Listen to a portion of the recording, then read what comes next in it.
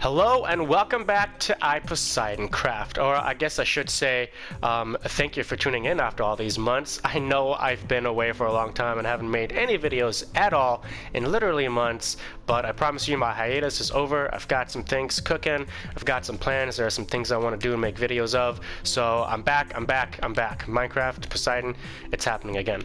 Anyway, let's stop psyching ourselves out here and show you my little island over here. First thing I hope you notice is I'm at the 20,000 Z block right now instead of what looks terrible is probably at about 650. That's because a very long time ago I flew all the way to about the 40 or 50,000 block just to see if I could find a dark oak forest. I did not, and I found this island on my way there. Decided to make a small little safe house over here. Named it Tuxedo Island after one of my cats.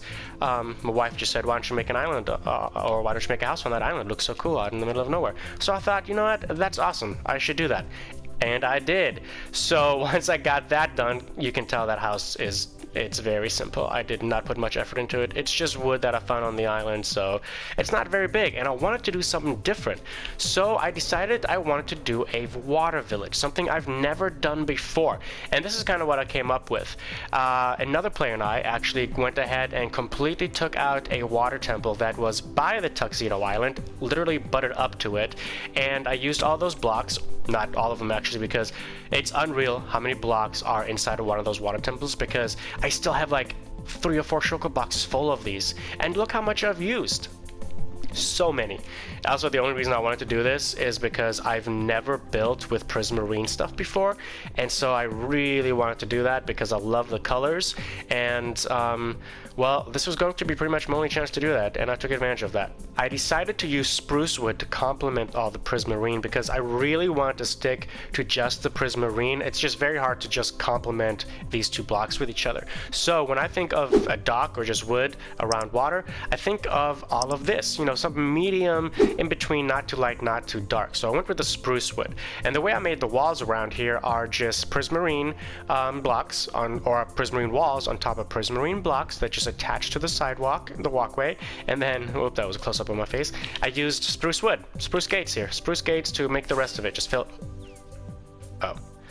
it all in, and that's all I did, really. Very easy. Went along almost the entire village. Some of it has different type of walls, but yeah, I really like the way this looked. It looks clean. It looks I don't want to say elegant, but it looks pretty without looking trashy, and it looks trashy without looking pretty. Does that make sense? Yeah. Okay, anyway, once you walk into these little hallways, you always wind up in here. So these two things kind of lead you to dead ends, and you come into this major building. I was going to detail a lot of this, but I ran out of time. So the idea was that this was going to be kind of like a welcoming center where you could get easy supplies, maybe get like a little bit of history of what this place is. Along here we got 2 different ways we can go, so we're gonna go left first. I used some what are these called? Soul sand lanterns. Yes, I used some soul sand lanterns and stone rods to light this place up. For the arches, which is and stone rod light, I just used, again, Prismarine wall and Prismarine blocks, and then went ahead and attached it like that. It kind of reminds me of something out of Spyro, and like one of the flying obstacle courses where you have to like go through, and it gives you points, and you have to like beat the timer.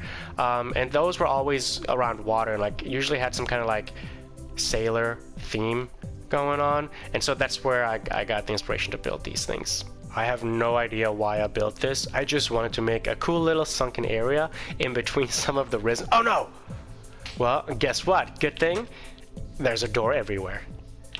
Mistakes happen. Anyway, back to the show. Yeah, I just wanted to make a little sunken area in between all of the walls stuff. So once you come out of that, you know, visitor center, you come over here to the left. And I was going to put probably a cool little restaurant or just somewhere to get food at. I don't know. It could have been anything. I could have just put a bunch of furnaces in there, and that's what it was, just a furnace float. Who cares? Anyway, we keep going, and we find the actual shopping area. We got some llamas over here. I'm pretty excited that they are not in the water, because typically they are. They usually make me look dumb hanging out in the water. They look so much better when they're on the boat and not in the water. Over here we got a couple more floats, just some spots to, you know, put some stuff, make it a shop. That was the idea, at least. You know, you just got a couple of these little tiny boats come in. the traders, you let them into here somehow, and they dock, and then people can buy. Obviously, this is Minecraft and they don't move, so this is a permanent build, but the idea is that they're boats that come with traders on top of them. Oh no, it's gonna be sunset soon. I should probably take a nap. Do I have a bed? Yes, sir, I do. The sun is back out, which means no creepers can spawn, and we can continue our tour. So, once we keep going down this way, across from here, or adjacent to the shopping district, I put a little green space in here. Not sure why, I just wanted to put a little, green area. Any village, I mean, look, they're isolated from everything. I think villages just need some kind of peaceful getaway that's just nature, that's not water. Obviously you could go down there and hang out with the kelp or the coral, but we want to be able to breathe, right? Don't we want to be able to enjoy nature and breathe? Over here we have the villager huts. This is where, if we did convert or cure zombie villagers, this is where they would eventually live. This would be my villager hut number 1, and then I was going to put signs up and give them house numbers and, give them all names and who lives where, which family is what.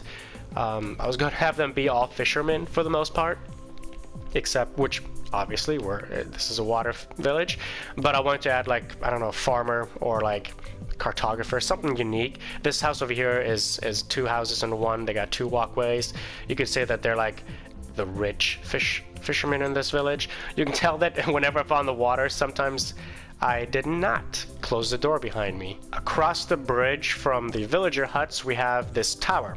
It's not really for anything. I thought about making a cool staircase or something, or ladder to go up there so you can have an overlook, but when I got done building it, it just didn't feel like it was that kind of tower.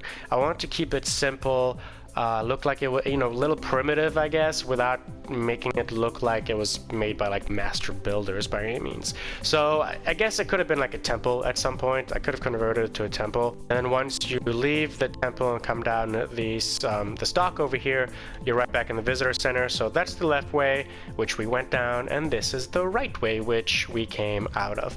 Nothing else really to this build, honestly. Again, I just really wanted to build this because I wanted to use Prismarine, something I've never done before, and the reason that I'm running out of time to do these kinds of things is because I'm planning to travel 50 to 100,000 blocks one way and find an area in the game that I haven't been to yet, so that some of the new updates will generate, like the mountains and the lush caves. So the plan is going to be that we take, I'm going to do this. The other players do not have to do this.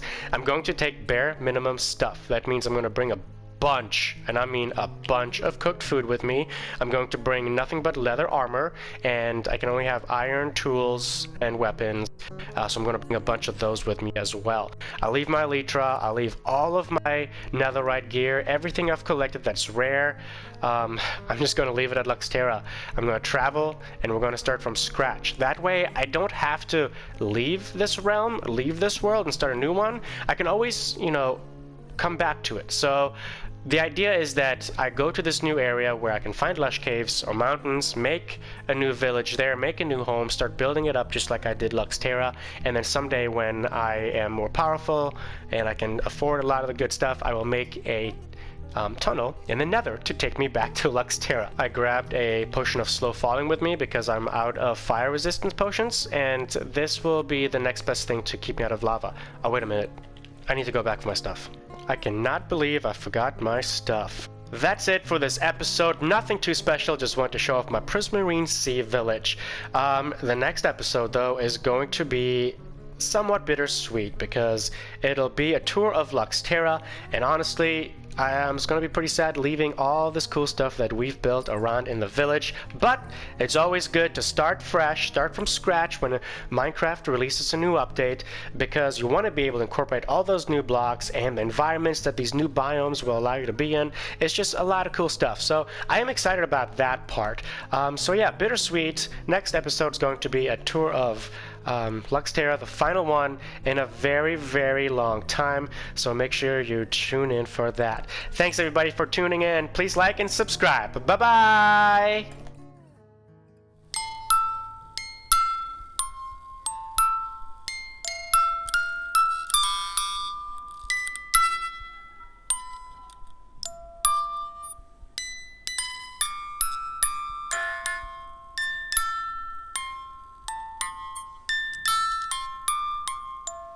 Oh shit.